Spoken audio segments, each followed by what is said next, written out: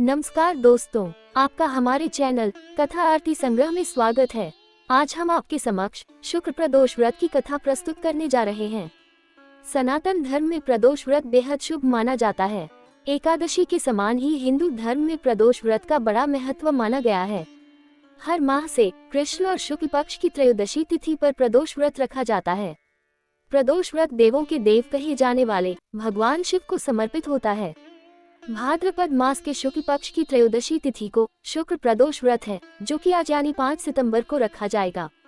शुक्रवार के दिन पड़ने के कारण इसे शुक्र प्रदोष व्रत कहा जाता है। इस दिन भगवान शिव संग माता पार्वती की पूजा अर्चना की जाती है। धार्मिक मान्यता है कि इससे शिवजी प्रसन्न होकर भक्त की हर मनोकामनाओं को पूरा करते हैं। शुक्र प्रदोष व्रत करने से सुख और सौभाग्य की प्राप्ति होती है। साथ ही जीवन में धन और वैभव की कमी नहीं होती है। प्रदोष व्रत पर शाम के समय यानी प्रदोष काल में शिवजी की पूजा करना बहुत उत्तम माना जाता है। इस काल में शिवजी की पूजा करने से साधक को व्रत का पूर्ण फल प्राप्त होता है। लेकिन शुक्र प्रदोष की पूजा व्रत कथा का पाठ किए बिना अधूरी मानी जाती है। तो आइए सुनते हैं शुक्र प्रदोष व्रत की कथा। पुराने समय में एक नगर में 3 मित्र रहते थे, जिनमें बहुत ही गहरी दोस्ती थी। उसमें एक राजा का पुत्र, दूसरा एक ब्राह्मण का और तीसरा एक सेठ का पुत्र था।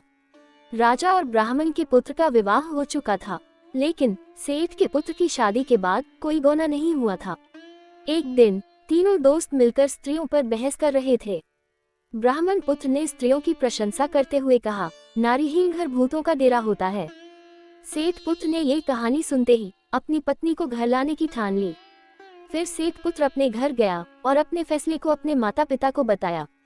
माता पिता ने अपने बेटे से कहा कि उसकी कुंडली में शुक्र देवता डूबे हुए हैं। ऐसे में इस दौरान बहू बेटियों को उनके घर से विदा कर लाना शुभ नहीं है। इसलिए शुक्रोदय होने के बाद ही अपनी पत्नी को उसके घर से लाना। लेकिन अपनी जिद के चलते सेठ पुत्र टस से मस नहीं हुआ और अपनी ससुराल जा पहुंचा। उसकी इच्छा सास ससुर को मालूम हुई। सास ससुर ने उसे समझाने की कोशिश की, लेकिन वह नहीं माना। इसलिए उन्हें अपनी कन्या को उसके साथ विदा करना ही पड़ा। ससुराल से विदा होकर दोनों पति पत्नी बाहर निकले ही थे कि उनकी बैलगाड़ी का पहिया टूट गया और एक बैल की टांग टूट गई। पत्नी को भी बहुत चोट आई। सेठ पुत्र ने आगे बढ़ने की कोशिश की और तभी रास्ते में उन्हें डाकुओं ने घेर लिया और सभी सामान लूट लिया। सेठ का पुत्र अपनी पत्नी के साथ रोता पीटता अपने घर पहुंचा। इसके बाद घर पहुंचते ही उसे सांप ने डस लिया। उसके पिता ने डॉक्टरों को बुलाया और उसे देखने के बाद डॉक्टरों ने कहा कि आपका पुत्र 3 दिन में मर जाएगा। इस बारे में ब्राह्मण पुत्र को पता चला तो वह सेठ पुत्र से मिलने पहुंचा। उसने सेठ से कहा कि आप अपने लड़के को पत्नी के साथ बहू के घर वापस भेज दो। ब्राह्मण पुत्र ने कहा कि आपका पुत्र अपनी पत्नी को शुक्रास्त में विदा कर लाया है, इसलिए ये सभी बाधाएं आई हैं। ऐसे में अगर वह वापस वहां पहुंच जाएगा तो बच जाएगा। सेठ ने ब्राह्मण पुत्र की बात सुनकर अपनी पुत्रवधू और पुत्र को वापस भेजा।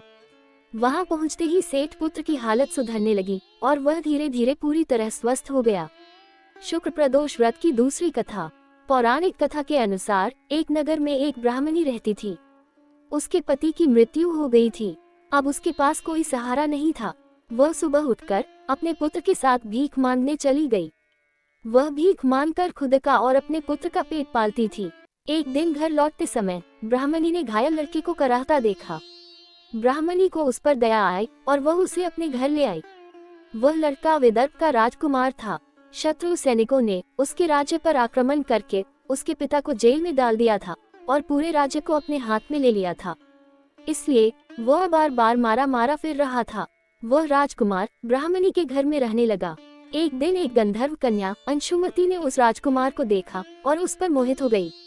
अगले दिन अंशुमती अपने माता पिता को राजकुमार से मिलाने के लिए ले आई। उस कन्या के माता पिता को भी राजकुमार अच्छा लगा। कुछ दिनों बाद शंकर भगवान ने अंशुमती के माता पिता को स्वप्न में कहा कि राजकुमार और अंशुमती का विवाह कर दिया जाए, और ऐसा ही हुआ। ब्राह्मणी प्रदोष व्रत करने के साथ ही भगवान शंकर की पूजा किया करती थी।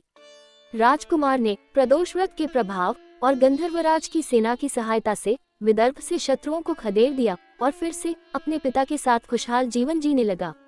राजकुमार ने उस ब्राह्मणी को अपना प्रधानमंत्री बनाया धार्मिक मान्यता है कि जैसे ब्राह्मणी के प्रदोष व्रत रखने और शिवजी की पूजा करने से दिन बदले, ठीक वैसे ही भगवान शंकर सबके के दिन बदले। बोलो शंकर भगवान की जय, पार्वती माता की जय। अगर आपको यह वीडियो पसंद आया हो तो चैनल को लाइक करें, शेयर करें और सब्सक्राइब करें। धन्यवाद।